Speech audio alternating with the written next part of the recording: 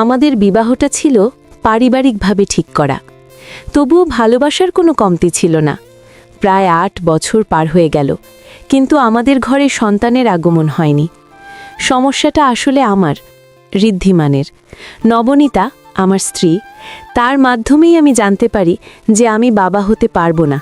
মা বাবা নিকট আত্মীয় সবাই অনেক জোর করত দ্বিতীয় বিয়ে করার জন্য, কিন্তু আমি করিনি।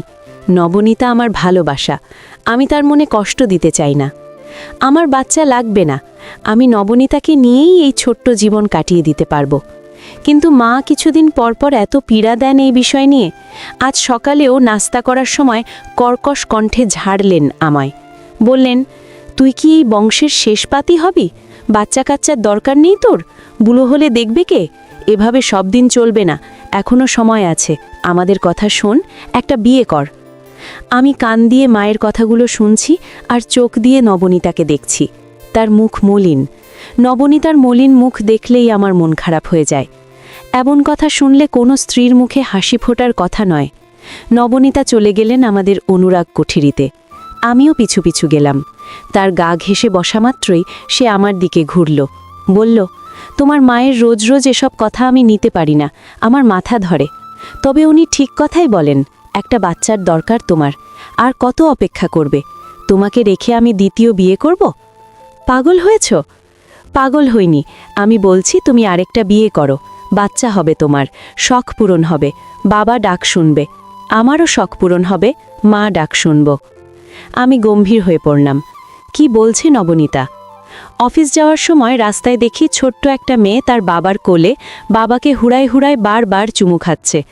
বাবা হাসছে, মেয়েও হাসছে। আমি কিছুক্ষণ দাঁড়িয়ে তাদের দেখলাম। ভিতরটা লাগলো আমার, মুখে হাসি ফুটল। এই প্রথমবার মনে হলো আমার একটা বাচ্চা থাকলে আমারও এরকম সুখের মুহূর্ত হতো।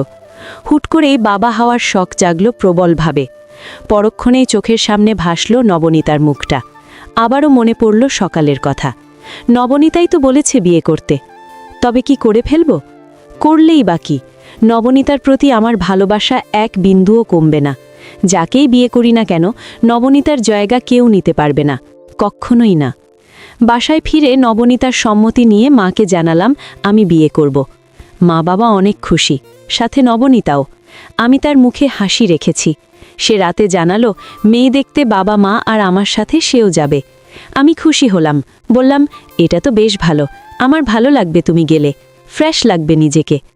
দুদিন পর আমরা মেয়ে দেখতে গেলাম। 19-20 বছরের একটা মেয়ে, দেখতে বেশ সুন্দর।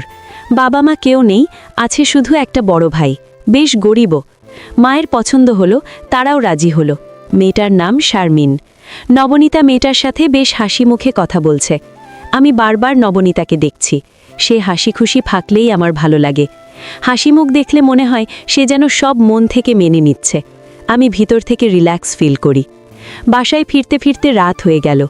আমি গভীর রাতে নবনীতার 2 হাত ধরি, বলি, তোমার খারাপ লাগছে না? সে এক পলক তাকিয়ে চোখ ফেরায়, বলে, আমি অযোগ্য, আমার খারাপ লাগা মানায় না। আমি চাই তোমার মনের আশা পূরণ হোক, ঘর আলো করে একটা বাচ্চা আসুক, তোমার মুখে হাসি ফুটুক, তৃপ্তির হাসি। তুমি কি খুশি এতে মন থেকে? সে হেসে বলে, তোমার সুখেই আমার সুখ। আমি তাকে জড়িয়ে ধরতে গেলে সে ছটপট করে ওঠে, বলে, ওয়াশরুম থেকে আসছি। নবনীতাকে আমি এখনো বুঝতে পারি না, নাকি একটা বাচ্চার লোভে বুঝতে চাইছি না। নিজেকে নিজের কাছে কেমন রহস্য লাগছে। বিয়ের দিন আসে, আজ দ্বিতীয় বিয়ে আমার। ভাবতেই অদ্ভুত লাগে। নবনীতা পরেছে নীল শাড়ি, খোপা করা বেলি ফুল দিয়ে পরি লাগছে তাকে। আবার তার প্রেমে পড়তে ইচ্ছে করছে নতুন করে। আমাকে সে নিজের হাতে লাল শেরওয়ানি পরিয়ে দিল। আমি বললাম, তুমিও আজ লাল শাড়ি পরতে পারতে, ম্যাচ তো। সে চোখ তুলে তাকালো আমার দিকে, বলল, আরেকজন তো পরবে, তার সাথে ম্যাচ হলেই হলো। আমার রাগ হলো, তাকে জাপটে ধরে বুকের সাথে মিশালাম। এমন করে কথা বলছো কেন? সে জেদ করল, উফ, ছাড়ো আমাকে, এত জড়িয়ে ধরলে হবে, নতুনের জন্য অপেক্ষা করো। আমার আবারও রাগ হলো, তুমি না চাইলে আমি এক্ষুনি না করে দেব, বিয়ে হবে না। নবনীতা খানিক হাসল, আমি চাই তুমি বিয়েটা করো, তোমার স্বপ্ন পূরণ হোক। তাহলে এভাবে ঠ্যাঁস মেরে কথা বলছো কেন? অবাক হচ্ছ নাকি আমার কথায়? এতদিনের সংসার, এত শখের তুমি, এত ভালোবাসা আমাদের, চোখের সামনে সব কিছুতেই আরেকজন ভাগ বসাতে চলেছে। এমন কথা বলা স্বাভাবিক নয় কি? আমার জায়গায় অন্য কেউ হলে এতক্ষণে মানসিক হসপিটালে থাকত। আমি তো ঠিক আছি, চোখের সামনে সব দেখছি, হাসি মুখে মেনে নিচ্ছি। এত কথা বলার সময় আজ নয়, চলো, দেরি হয়ে যাচ্ছে। তুমি কিন্তু আমার পাশে বসবে। বসবে তো নবনীতা? বসবো। দাঁড়াও বলে তার কপালে চুমু খেলাম। নবনীতাকে বললাম, শুভ কাজে যাচ্ছি, তুমিও একটা ভালোবাসার চিহ্ন এঁকে দাও না কপালে, নয়তো ঠোঁটে। সে বলার সাথেই চুমু খেল। তবে এই চুমুর মধ্যে আমি কোনো ভালোবাসা খুঁজে পেলাম না, নিতান্তই অনিচ্ছাই দিয়েছে, এমনটাই মনে হলো। রাত বাড়ছে, হইচই কমে গেছে, সবাই ঘুমিয়ে গেছে। শারমিন বউ সাজে বসে আছে অনুরাগ গুঠিরিতে। তার জীবনে আজকের রাতটা ভীষণ স্পেশাল। সব মেয়েরই তো এই বিশেষ রাতে স্বপ্ন দেখে, শারমিনও দেখেছে। আমার জীবনে এই বিশেষ রাত অনেক আগে এসেছে। বুক ধরফর করছিল সেই রাতে। আরও কত কি। আজ দ্বিতীয় বাসর আমার। কত বিচিত্র এই জীবন। একটা সন্তান থাকলে এমন দোটানার রাত দেখতে হতো না আমায়। কি করব কিছুই বুঝতে পারছি না। রাত 10টার পর থেকে নবনীতাকে কেউ দেখিনি। জানি না তার মনের অবস্থা এখন কেমন। আমি তো তাকে অন্য পুরুষের সঙ্গে একসাথে ভাবতেই পারি না। রুহ কেঁপে ওঠে আমার। না জানি তার কত কষ্ট হচ্ছে। যতই বাচ্চার শখ থাকুক না কেন, সে রাজি না হলেই পারত। সে রাজি না হলে আমার বাচ্চার জন্য হাজারো ইচ্ছে থাকলেও দ্বিতীয় বিয়ে করতাম না। আমি অসহায় হয়ে মল্লিকা বারান্দায় দাঁড়িয়ে এসব ভাবছি। নিঃশব্দে নবনীতা এসে দাঁড়ালো পাশে। দূরে তাকিয়ে বলল, শারমিন অপেক্ষা করছে তো, তাকে কোনো শাস্তি দেওয়ার মানে হয় না, এক্ষুনি যাও। আমি কিছু বললাম না। সে এক প্রকার জোর করে আমাকে ঘরের কাছে দিয়ে দ্রুত পায়ে চলে গেল। চুপচাপ গুটিসুটি মেরে বসে আছে শারমিন, এখনও বউয়ের সাজেই আছে। আমাকে দেখা মাত্রই উঠে দাঁড়ালো। মনে হলো এতক্ষণ সে আমার জন্যই অপেক্ষা করছিল। পায়ে হাত দিয়ে সালাম করল। আমি ঠাই দাঁড়িয়ে রইলাম। অস্বস্তি লাগছে ভীষণ। আরেক পলক তাকালাম তার দিকে। মনকাড়া চেহারা। বুঝলাম বারবার তাকে দেখলে আমি তার মধ্যেই ডুবে যাব। সে কথা বলল, আজ আমাদের বিশেষ রাত। আপনি এভাবে চুপচাপ থাকলে আমার খারাপ লাগবে। ছোট থেকে মা বাবাহীন বড় হয়েছি, অনেক কষ্ট পেয়েছি। আপনি দূরে থেকে আমাকে আর কষ্ট দেবেন না দয়া করে। আপনি আমাকে আপন করে নিন। শারমিনের কথাগুলো আমার ভিতর লাগলো। সত্যিই তো, তাকে সব কিছু থেকে বঞ্চিত করার কোনো মানে হয় না। আমি সব অস্বস্তি কাটিয়ে শারমিনের কাছাকাছি গেলাম। চোখ আটকে গেল তার সুন্দর ঠোঁটে। আমি আর স্থির থাকতে পারলাম না। এই মুহূর্তে নবনীতার কথা আমি আর ভাবতে পারছি না। আমি আচমকা ডুব দিলাম শারমিনের সুন্দর দু ঠোঁটে। শারমিনও তার দুহাত দিয়ে আমাকে আরও কাছে টেনে নিল। কখন যে গভীর ঘুমে ঢুলে গেছি টেরই পাইনি। শারমিনের ডাকে ঝট করে ঘুম ভাঙে। লাফ দিয়ে উঠি। ঘড়ির কাঁটায় তখন বাজে সকাল 10টা। তাড়াতাড়ি শাওয়ার নিয়ে রান্নাঘরে যাই। নবনীতা আছে রান্নাঘরে। আমি নবনীতার মুখের দিকে তাকাতে পারছি না। অপরাধ বোধ কাজ করছে। নবনীতা আমার দিকে না তাকিয়েই চলে গেল ঘরে। আমি তড়িৎ গতিতে চেয়ার ছাড়লাম। শারমিন আমার হাত ধরল। আমি শারমিনকে উপেক্ষা করে নবনীতার ঘরে গেলাম। আমাকে দেখা মাত্রই নবনীতা হুড়ায় গোছানো কাপড় আবারও গোছাতে লাগল। আমি পিছন থেকে তার হাত ধরে সামনে গেলাম। জিজ্ঞেস করলাম, এমনভাবে এড়িয়ে চলছ কেন আমায়? সে শুনেও জবাব দিল না। আমি তার চিবুক ধরে চোখের দিকে তাকালাম। চোখ ভর্তি পানি। নবনীতার চোখ টলমল করছে। এটা দেখে আমার কলিজা হু হু করে উঠল। আমি জড়িয়ে ধরলাম তাকে। সে আজ আর আমায় আটকায়নি, শক্ত করে ধরে রাখল আরও বেশি করে। কান্নায় ভেঙে পড়ল, ফুপিয়ে ফুপিয়ে কাঁদছে। আমি ব্যস্ত হয়ে উঠলাম। বললাম, নবনীতা, এমন করছো কেন? প্লিজ শান্ত হও। আমার খুব কষ্ট হচ্ছে ঋদ্ধি, আমি ঠিক থাকতে পারছি না। তুমি না বললে আমি কি বিয়ে করতাম? যদি চাও তো এখনই সব ঠিক করে দেব। নবনীতা চোখ মুছে বলল, না না, এরকম কিছুই করবে না। দ্বিতীয় বিয়ে করা কোনো খারাপ কিছু না। তোমার বাচ্চা নেই করেছো, আমি করিয়েছি। আমার কষ্ট লাগবে স্বাভাবিক, লাগারই কথা। এসব ঠিক হয়ে যাবে, নতুবা হবে না। তবে রিকোয়েস্ট তোমার কাছে, তুমি শারমিন আর আমার সাথে সমান ব্যবহার করবে, সমান দায়িত্ব পালন করবে। কাউকে কম আসনে বসাবে না। দেখো, আমি এই কষ্ট থেকে রেহাইয়ের জন্য তোমাকে ছেড়ে যেতে পারতাম, কিন্তু যাইনি। আমি তোমাকে এতটাই ভালোবাসি যে শুধু এহকালে নয়, পরকালেও তোমাকে চাই। তুমিও তোমার দায়িত্ব সমানভাবে পালন করো। নবনীতার যত শুনছি ততই আমি মুক্ত হচ্ছি। আশ্চর্য লাগে, নবনীতার জন্য খারাপও লাগছে খুব। নিজেকে স্বার্থপর মনে হলো সে বলতেই কেন বিয়েটা করে ফেললাম, না করলেও পারতাম, মানুষটা কষ্ট পেত না। দিন যাচ্ছে, মাস যাচ্ছে, টের পাচ্ছি দিন দিন আমি স্বার্থপর হয়ে যাচ্ছি। নবনীতার দেওয়া কথা রাখতে পারছি না। আমি শারমিনে মুজতে লাগলাম। রাত দিন শারমিনের সাথে বেড শেয়ার করছি। নবনীতার কথা বললেই শারমিন অন্যরকম ভাব করত, কৌশলে তার দিকে আকৃষ্ট করত, আর আমিও তার মধ্যেই ডুবি। নবনীতা কেমন আছে, কিভাবে থাকে, খেয়েছে কিনা, তার কোনো খোঁজটাই আমি রাখি না।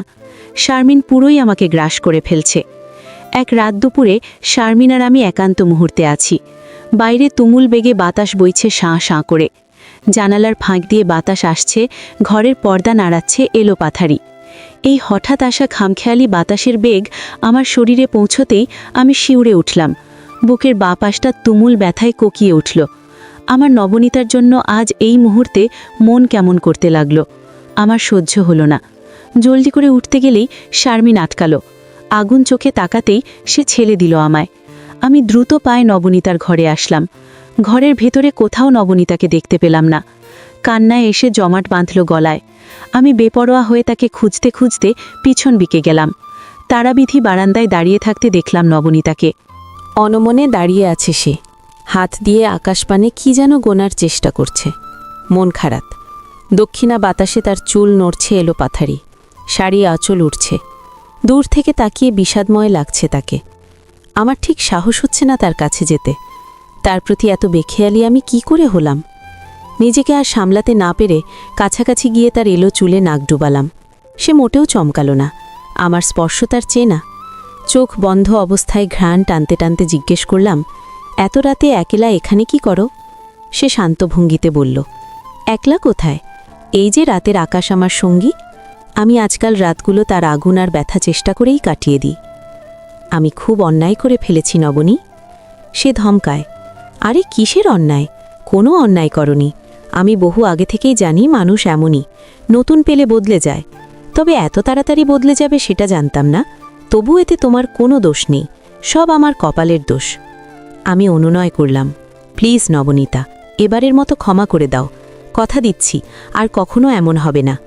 ঠিকঠাক চললে তো ভালোই, জানো একটা খুশির খবর আছে। এই বলে আমি তার পাশাপাশি দাঁড়ালাম গিয়ে। সে আমার দিকে না তাকিয়ে বলল, কি? আমি অতি উৎসাহ নিয়ে বললাম, শারমিন প্রেগনেন্ট, আমি বাবা হতে চলেছি, আর তুমিও মা। সে চমকে উঠে মুখ ঘুরিয়ে নিল আমার দিকে। অভিনন্দন ঋদ্ধি, শারমিনের যত্ন রাখা দরকার এখন বেশি করে। তুমি খুশি তো? খুশি মানে খুব খুশি। ঘরে একটা বাবু আসবে, ঘর আলোকিত হবে, হইচই থাকবে, খেলবে, ইস কত মজা হবে। সব কিছু ঠিকঠাক চলতে লাগলো। শারমিন আর নবনীতা দুজনের প্রতি আমি সমান দায়িত্ব পালন করার চেষ্টা করছি। শারমিন তখন 5 মাসের প্রেগনেন্ট। কি একটা সমস্যা হয়েছে, সে ভীষণ অসুস্থ। নবনীতা তার কাছে যাওয়া মাত্রই শারমিন কর্কশ কণ্ঠে বলে ওঠে, আপনি আসবেন না আমার কাছে কয়েকদিন। মা বলেছে বন্ধা কাউকে এ সময় পাশে না রাখতে, তাতে বাচ্চার অমঙ্গল হয়। শারমিনের তরফ থেকে বড় শব্দ ধাক্কা খেল নবনীতা। অসহায়ভাবে আমার দিকে তাকালো, বলল, কি বলছে কি ঋদ্ধি? এসব তো কুসংস্কার। আমি বাচ্চার লোভে শারমিনের কথাকেই গুরুত্ব দিলাম।